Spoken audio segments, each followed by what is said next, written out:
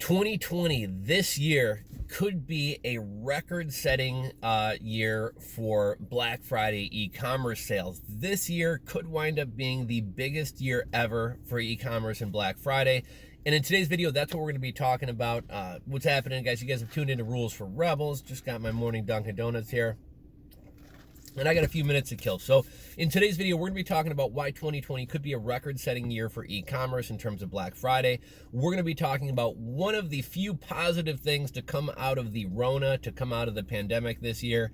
And then lastly, we're gonna be talking about how you guys can get started and get ready preparing for Black Friday, and why you should actually start doing that pretty soon. So that's what we're going to be talking about in today's video. So why could 2020 Black Friday be the largest Black Friday of all time? I don't know if you guys have seen this announcement. Earlier this week or last week, Walmart announced that they're essentially canceling Black Friday. They're not canceling Black Friday, right? I'm sure they're going to have a lot of online events and things like that. But Walmart is not going to be open on Thanksgiving. Target followed up within the past day or two. Target is not going to be open for Thanksgiving. Dick's Sporting Goods has said the same thing. Dick's Sporting Goods is not going to be open for Thanksgiving. And we're seeing a number of retailers doing the same thing. And I think we're going to see most retailers not having big Black Friday events, not having big Black Friday sales, not having these doorbuster events where everybody shows up at 6 in the morning. Why? Because we have a pandemic going on right now, and it's really scary, and nobody wants to go out shopping, and we can't have large gatherings, so we can't have those giant things going on. Now, I had mentioned we're going to talk about one of the few good things to come out of the pandemic this year. I don't know if any of you guys have ever worked retail. Anyone who has worked retail probably despises the fact that stores are open on holidays, and especially on Thanksgiving Day, on Black Friday. You know, Target started opening on Thanksgiving Day back in 2011. But I remember years back, right, it used to be you had Black Friday, and then, you know, you had Christmas. There was nothing really in between. You know, a number of years back, we had Black Friday, and then we had Cyber Monday. Then it became a race to, like, who could open up the earliest for Black Friday, right? So, you know, Walmart or some store, we're opening up at midnight on Thanksgiving, and then, you know, Kohl's says we're opening up at 10 o'clock on Thanksgiving, and somebody else says we're opening up at 8 o'clock on Thanksgiving, and then before you know it, everybody's fucking open on Thanksgiving. And like I said, if any of you guys have worked retail, it sucks having to work Black Friday, having to work Thanksgiving Day. You're missing out on your Thanksgiving with your family because somebody needs to buy a $3 toaster at 7 in the morning on a, you know, some type of Black Friday sale. One of the things that I think a lot of people sort of appreciated about the pandemic, even though most of us hated it, but I think one of the things a lot of people appreciated about the pandemic is it kind of brought us back to a simpler way of life. When you can't go out to the bars, when you can't go out to the stores, when you can't be running around all the time, people were taking up hobbies that they had, you know, forgotten about years ago. People were reading books. People were spending time with their family and spending time with their kids. People were, you know, getting back into doing things that they'd been neglecting. And I think a lot of people kind of appreciated that return to a simpler way of life. And that's one of the things, you know, Black Friday, or I'm sorry, Thanksgiving Day wasn't always a shopping event where, you know, retail employees had to miss spending time with their families. Like, this is something that over the years got earlier and earlier and earlier until it just engulfed Thanksgiving. So this year, none of these retailers are going to be open for Thanksgiving because they can't have these huge lines out the door. And I think that's going to push more sales to e-commerce. Now, when we talk about e-commerce and what percentage of sales e-commerce make up of all retail sales, in 2019, depending on whose statistics you want to go off of, e-commerce made up between, say, out of 9.4 and 15% of all retail sales. Now, even before the pandemic, like last fall and last Black Friday, again, before the pandemic, before the virus, we were starting to see a lot more sales go to BOPIS, or what's referred to as buy online, pick up in store, right? That's when you buy something online at Target or Walmart, you pull into one of those parking spots, they run your stuff out to you. Even before the pandemic, we were starting to see this pick up. You know, the pandemic has made curbside pickup a much bigger thing, and that's kind of grown the whole buy online, pick up in store, which kind of adds more into the category of retail sales. I also think the pandemic has made a lot more people get used to online shopping. My grandparents, for example, you know, being older, wanted to stay out of the grocery store, so they weren't doing their own shopping, but my parents and my aunt and uncle were ordering their groceries through something like Instacart. You know, my grandparents are some of these people who they're retired, they don't have much to do. So when they go grocery shopping, at least prior to the virus, they go to one grocery store to get their bread because they have the best bread or the cheapest bread. They go to another grocery store to get their lettuce because they have the best lettuce. They go to another grocery store to get their meat. And that's kind of like their social activity or what they enjoy doing. My grandparents, who never in a million years would have ever done Instacart because of the pandemic, wind up, doing Instacart, and they're starting to do more online shopping. So, as a whole, we're starting to see more people move to online shopping. And I think the fact that we can't have large crowds is just going to drive even more people to online shopping. The fact that nobody wants to go around doing their Christmas shopping with a mask on is going to drive more people to online shopping, right?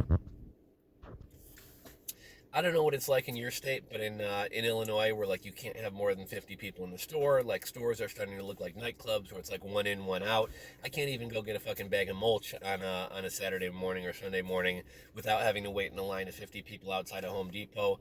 I can't go to Trader Joe's without having to wait in a line of 20 people to go into Trader Joe's. So if that's what going to get groceries is like on a Sunday morning, or what going to get a bag of mulch is like on a Saturday afternoon, can you imagine what a Black Friday event would look like? Black Friday already has giant lines, and now with social distancing, spacing, and only so many people allowed in stores, it's basically just not going to be possible to have an in-person brick and mortar big Black Friday event where a lot of people are out shopping. And again, that's going to drive more business to e-commerce. So that's why I say that 2020 could be one of the biggest years ever for Black Friday sales for e-commerce. There is a reason why I said it could be the biggest year, and not that it will be the biggest year. You guys have probably heard people talking about how or how Main Street is disconnected from Wall Street, how the stock market doesn't represent the real economy. Facebook, Google, Amazon, Walmart, Target, these companies are making record profits. These companies, Jeff Bezos, his net worth is growing and growing and growing. All these companies are getting huge. The stock market looks good. Bitcoin's at 11,200. If you look at those things, you're like, okay, the economy's trucking along. Things are going pretty good. But if you actually look at real people's lives in Main Street, we have between 20 and 50 million people unemployed.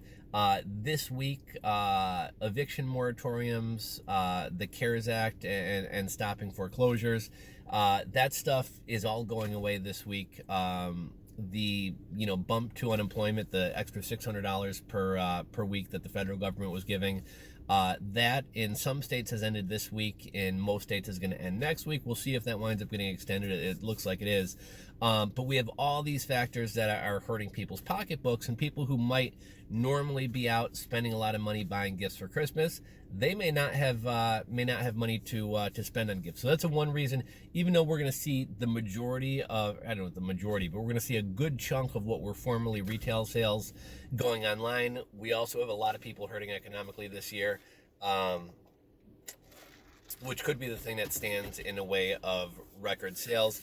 In terms of this whole coronavirus pandemic, it wouldn't be a Rules for Rebels video without me kind of ranting against this. You guys know I'm a little bit of a skeptic or whatever. I'm a big believer in the idea that an emergency can't continue to be an emergency forever, right? At some point, an emergency stops being an emergency and it just becomes a way of life. You guys know that movie was that Bird Box with Sandra Bullock, when the birds started fucking crashing into everybody and people's eyes would roll back in their heads and they'd go crazy? Like, at first that was an emergency. At some point years into that, it's no longer an emergency. It's just a way of life. When you go out of the house, you have to have a blindfold on. Eventually, at the end of the movie, they went and lived at that community for blind people. But I think we look at the Rona the same way. At some point, an emergency can't go on indefinitely forever. At some point, an emergency just kind of becomes a way of life. And I know some people have been affected by the Rona. It's sad, people who have lost their lives and things like that. Me personally, it just, I haven't seen it with my own eyes. I don't know anybody who's got the Rona. I don't know anybody who knows anybody who's got the Rona. I don't know anybody who's died from the Rona. But you know what I do see with my own eyes, right? I haven't seen the Rona with my own eyes, but what I do see with my own eyes, I see Walmart and Amazon making record profits. I see Jeff Bezos' net worth growing and growing and growing. I see politicians and President Trump and all politicians, friends and family and business colleagues, I see them getting a shitload of PPP money, or PPE money or CARES Act money. I see a lot of government overreach going on. Like, I haven't really been a huge believer. Not that I don't believe in the Rona, but I think our reaction to it is ridiculous and silly. And I wouldn't have locked down or done anything. And, like I said, I'm not seeing horrible things happening from the Rona. I am seeing horrible things happen to the economy. I am seeing a lot of government overreach. I'll just leave it at that and let you guys make up your mind as far as that part goes. So Black Friday, right? This could be the biggest Black Friday ever. Back in the pre-Rona times, back in the pre-virus times, I used to go to a lot of e-commerce conferences, especially right before Black Friday. Last year, I did eCom Chicago. I did IRCE, kind of towards the end of the summer, maybe September. And then I think probably October, I did LPX Chicago, which is an event put on by Google. And one of the big things discussed at a lot of these events is preparing for Black Friday and getting ready for Black Friday. And one of the statistics that had really jumped out at me was that by September 1st, something like well over 70% of brands, companies, stores have already begun planning their Black Friday sales. By the time you get into October, it's nearly 100%. Now, we're not talking about Steve's, drop shipping Shopify store that he runs out of his basement with 5 products, but like bigger brands, real companies, real stores are starting to prepare for Black Friday in September. Black Friday this year, I believe, is happening on November 27th. And here's one thing about Black Friday, right? Black Friday, we used to have Black Friday, then we had Black Friday and Cyber Monday. And over the years, we've seen Black Friday start to creep up earlier. So it's like, people are starting their Black Friday sales on Thursday night, then it's Wednesday, then it's Tuesday. I mean, at this point, it's like the Black Week. Like pretty much the Monday prior to Black Friday through Cyber Monday is pretty much one. Actually, you know what? I would say the week prior to Black Friday through Christmas is pretty much one big Christmas e-commerce sales event. A lot of people are starting their Black Friday sales on either Monday or Wednesday prior to Black Friday. Then we have Cyber Monday. Then we actually have a lot of people think Black Friday or Cyber Monday is the biggest retail sales days. A lot of years, Green Monday, which is a day that we don't hear about often. I think it's the first Monday, either the first Monday or the second Monday of December. That's actually one of the biggest sales. What Green Monday is, if I'm not mistaken, that's kind of like one of the last days for people who procrastinate. That's like one of the last days that people can order something online and still be fairly confident that it's going to arrive in time for Christmas as a gift for somebody. So that's Green Monday. And then a lot of people are doing 25 days of Christmas. So pretty much it's going to be like November, I don't know what the date's going to fall on, but pretty much from like November 24th through Christmas is going to be one big sales event. When I talk about this huge percentage of businesses who are preparing for Black Friday in September, I know a lot of people message me and they're like, what the fuck are people doing? I'm going to run a 20% off site-wide sale. I'm going to send out an email about it, and I'm going to run some Facebook ads. Why do I need 2 months to prepare for this?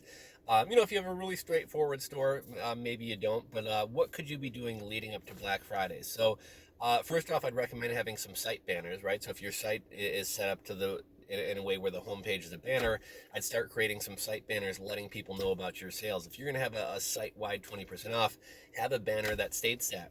I would start looking for a good sales app. If you're going to be running BOGO sales, if you're going to be running some type of goal sale where spend $100, get this free gift, if you're going to be running sales, buy an item from this category, get this free gift.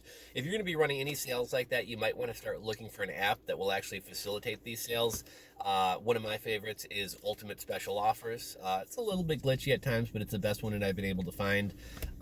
Maybe you want to get some type of app that puts badges on your items. So when people are looking at a collection of all your products, they can see this one's 20% off, this one's 15% off, this one's BOGO 50. So you might want to start looking into apps to facilitate your sales. You probably want to start building up your email list and collecting more emails. Maybe you're using MailChimp and you want to upgrade to Klaviyo before the holiday season comes here. That might be something you want to start looking into. You're going to want to start making sure you have enough inventory ready and that you're prepared for this holiday season. If you're somebody who wants to sell on Amazon, a lot of times if you want to sell in, for example, the toy category during the holiday season, Amazon requires that you've had a certain amount of sales prior. They don't want people just hopping in for the holiday season. So a lot of times times, you know, you have to have had a certain amount of sales in a toy category by September or October. So if you're somebody who wants to get on a marketplace like Amazon, you might want to start building up sales in some of these categories. You know, you might want to start planning out your creative. If you're going to be running Facebook ads, if you're going to be running Google Shopping ads, you might want to start planning out what some of those deals are going to be. If there's going to be some banner ads, you might want to start creating those banners. Are you going to be doing sales flyers? Hire a designer to start putting those out. There's a lot of stuff to do, right? It's easy to have a site-wide 20% off sale, run it with an app, send out one email to your audience.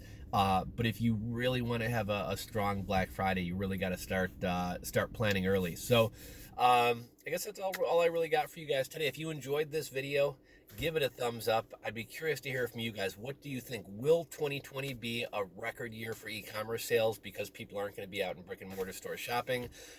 Or is the poor state of the economy going to have people not spending money for Christmas? And I think that's a toss-up. I think it could go either way. I have a feeling we're going to see a record year for e-commerce sales here in 2020. And anything else that you guys have to add, go ahead and drop it down below.